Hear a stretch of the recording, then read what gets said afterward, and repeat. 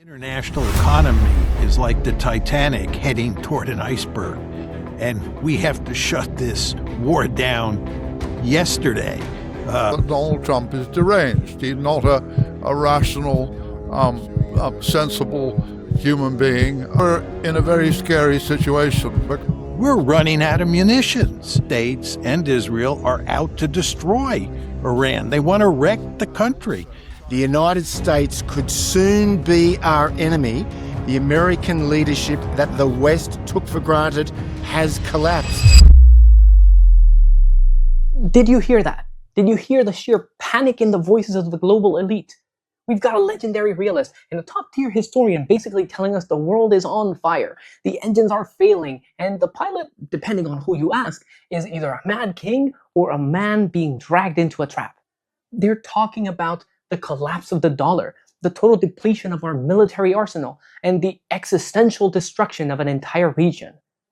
This isn't just a policy debate, folks. This is a sovereignty emergency. We are looking at the death throes of the swamp's globally stream, and the fallout is heading straight for your bank account and your family's safety. In the next 30 minutes, I'm going to break down what Mearsheimer and historian Sir Max Hastings are really telling us about this war. What it means for your gas price, your grocery bill, and your national security, and whether the man in the Oval Office is a disruptor or a danger. Because these two men, one a hardcore realist, one a British establishment historian, are both sounding alarms.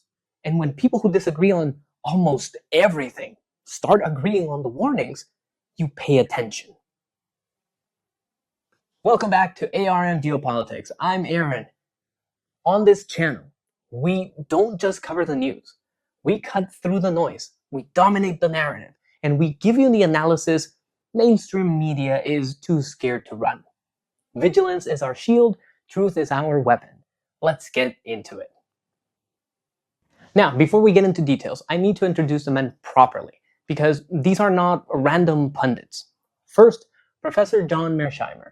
He is the R. Wendell Harrison Distinguished Service Professor of Political Science at the University of Chicago. He has been studying great power conflict for over 4 decades. He graduated from West Point, served as a captain in the US Air Force, and went on to write what many consider the definitive textbook on how nations compete for power. His track record on predictions.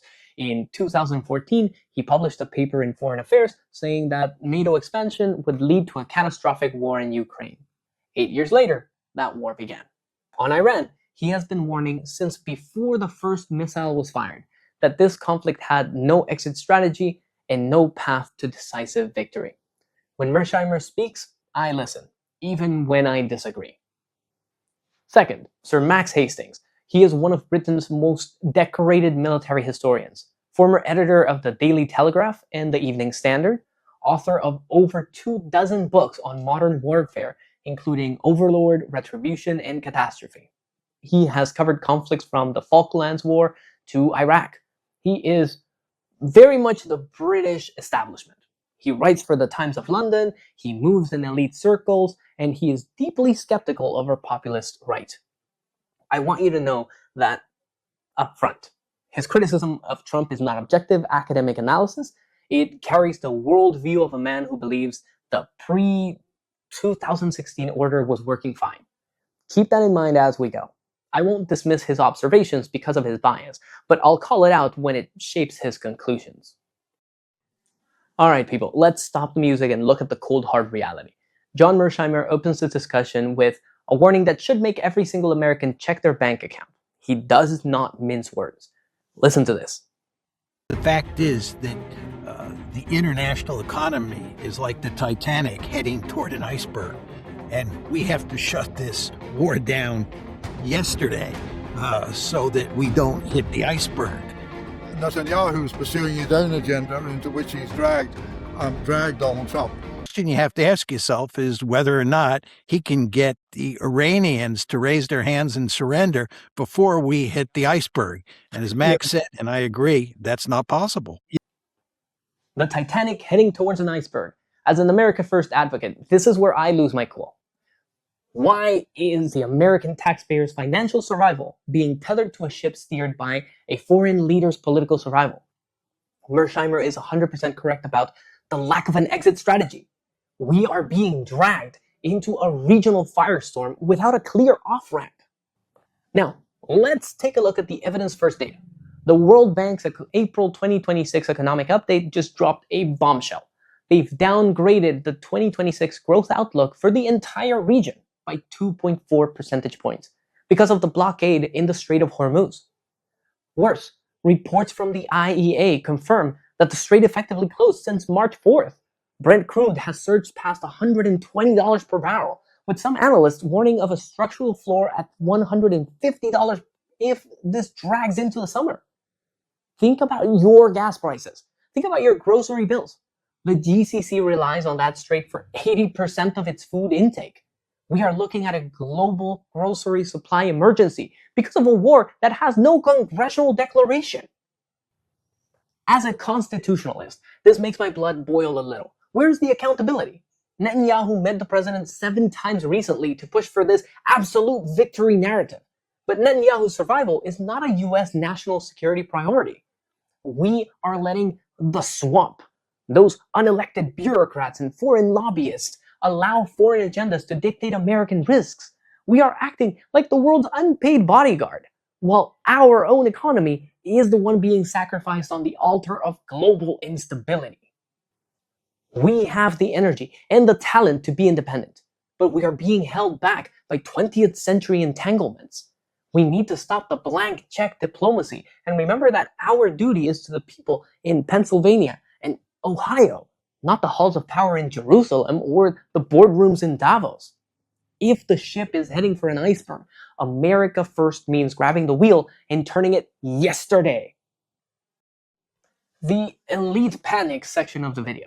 Sir Max Hastings, a man who has spent his life writing about the glory of empires, gave us a quote that perfectly summarizes why the establishment is shaking in their boots.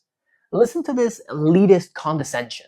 The Times in London wrote a couple of days ago a view I agree with when he said it's about time we faced up to the fact that we stop mincing words and we accept the fact that Donald Trump is deranged. He's not a rational, sensible human being who can be trusted. He couldn't be trusted, in Matthew Paris's words, to manage a bank, far less to be president of the United States. So I think one reason that many of us all over the world are very scared is because we've grown accustomed all our lifetimes to taking it for granted that the United States is in the hands of reasonable people, and that is no longer true. That the word of the United States is no longer trusted, that the United States is feared, that I wrote on a column the other day that it's an extraordinary state of affairs that hundreds of millions of people around the world today go to bed at night fearful about where the world is going, not fearful of what the Russians are going to do to us or what the Chinese are going to do to us, or for that matter, the Iranians, but fearful of what the United States is going to do to us. I think one reason that many of us all over the world are very scared is because we've grown accustomed all our lifetimes to taking it for granted that the United States is in the hands of reasonable people, and that is no longer true. And so here we are with this situation created by Donald Trump, where the world economy is being trashed entirely as a result of the initiative, the war of choice started by Donald Trump and Bibi Netanyahu, also a very dangerous man who's caused untold evil in the world. Did you hear that resentment? Max calls us untold evil. Why? Because we dared to refuse to be pawns in their game. They consider sensitivity to be subservience and patriotism to be a crime. That's the mindset of the swamp. The reasonable people are the ones who sat in DC and London for 30 years while our manufacturing heartland was ripped out and sent to China. They were reasonable when they lied about WMDs, reasonable when they presided over the 2008 crash, and reasonable while they let the national debt explode to $34 trillion. Honestly, I don't see derangement. I see disruption. The predictability Hastings pines for is just a globalist code word for American submission. They want a president who is sensible, enough to keep the status quo alive while the American worker slowly drowns. But let's look at the evidence-first results of this derangement. While the elites are clutching their pearls, the FDD Foreign Policy Tracker for April 2026 just reported something incredible. By being unpredictable and refusing to follow the reasonable script, the administration actually forced a fragile trade truce with our adversaries in Busan. A concession the sensible guys couldn't get in a decade. Max, I'm sitting here in 2026, and the data shows that 61% of Americans are fed up with our global image being more important than our national strength. We don't want a manager for our decline who makes the London dinner party circuit feel safe. We want a leader for our revival. If being rational means continuing the same failed policies of the last 40 years, then thank God we finally have someone deranged enough to put America first. We don't need reasonable bureaucrats to save us. We need the American genius, the innovators, and the workers to be unchained from these globalist regulations. Max calls it a scary situation. I call it the first time in my life that the swamp is actually scared of us. The elites are terrified because the ATM with a flag is finally closing its doors. But wait until you see what happens when the money runs out and the guns go click. Time for a reality check. John Mearsheimer dropped a bomb, pun intended, about our military readiness. And if this doesn't wake you up to the rot inside the Pentagon, nothing will. Look at what he says about our big stick suddenly looking like a toothpick. An unmitigated disaster. We will definitely hit the iceberg. Furthermore, to take it a step further, we're running out of munitions. The idea that we can just start this war up again and expend all these munitions that are just sitting on the shelf is not a serious argument. We're running out of munitions. This is why President Trump has moved away from the air power option and he's moved to the naval option, number of weapons. And the idea that we can fight or be prepared to fight in all three theaters at the same time is simply not true. And we were pivoting to Asia from about 2017 forward. That's when Trump first came to office and adopted a containment policy. But as a result of what is happening in the Iran war, we are pivoting away from Asia. Just stop. Reread that. We are the greatest superpower in history. We spend over $925 billion a year on defense. And Mearsheimer is telling us that we're out of ammo? This is an evidence-first nightmare.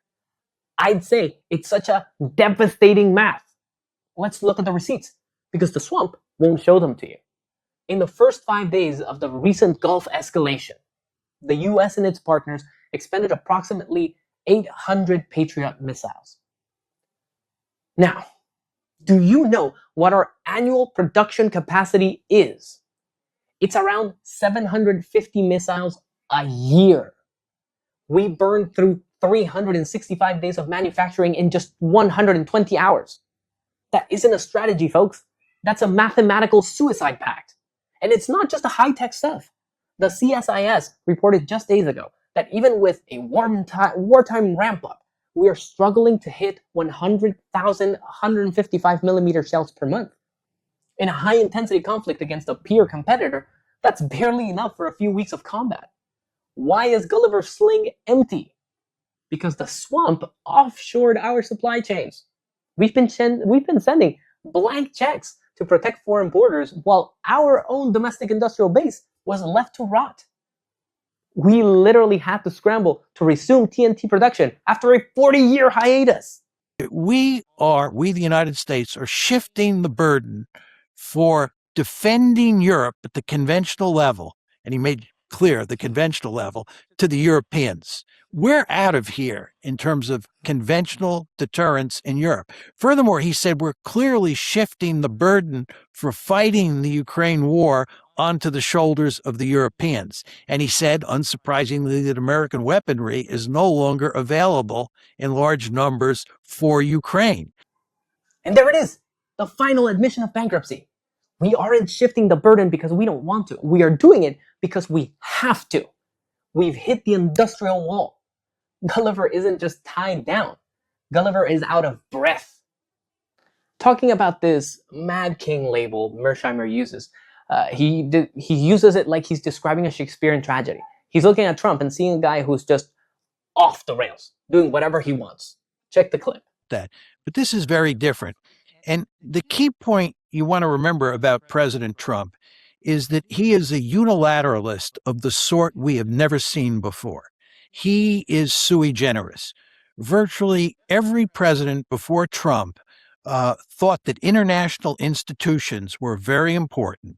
They thought that international law was very important. In fact, the United States created those institutions, wrote those laws, and thought that those multilateral institutions and the rules that attended them were in America's self-interest. The same thing is true with international law. This is not to say we didn't occasionally violate the rules or the laws, but we thought they were important. Okay, Mad King sounds dramatic, right? It makes for great TV. Do you agree? Look, I love it when we stop asking for permission from the UN.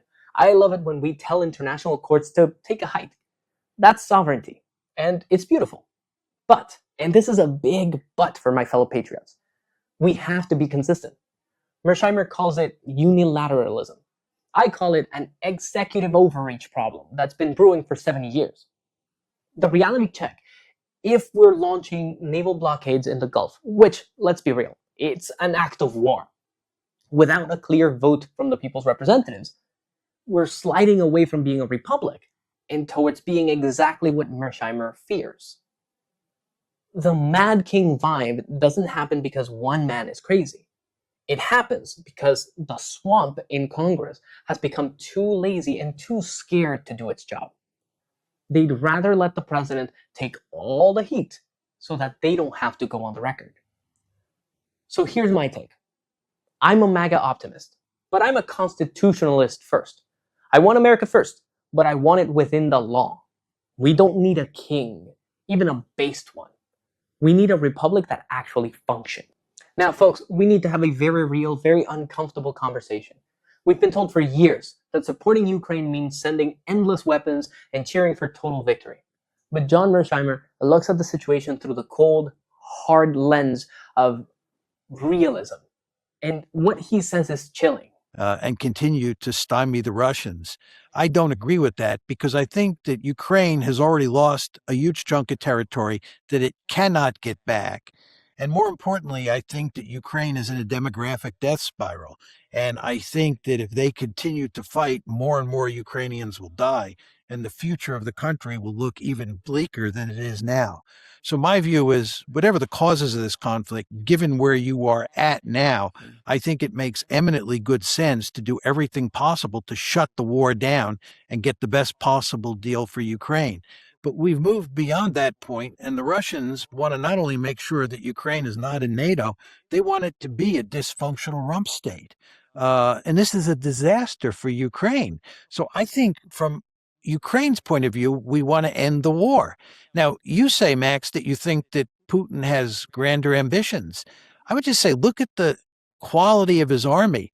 This army has been fighting since 2022, and it has had a great deal of difficulty conquering the eastern one-fifth of Ukraine. Demographic death spiral. That's not a political talking point, folks. That's a biological fact. I have to look at the numbers that the swamp wants to ignore. Here's the CSIS report on Ukraine's demographic crisis. It's devastating. We aren't just talking about battlefield casualties. We're talking about an entire generation of fighting-age males, the fathers, the innovators, the workers, who are simply gone.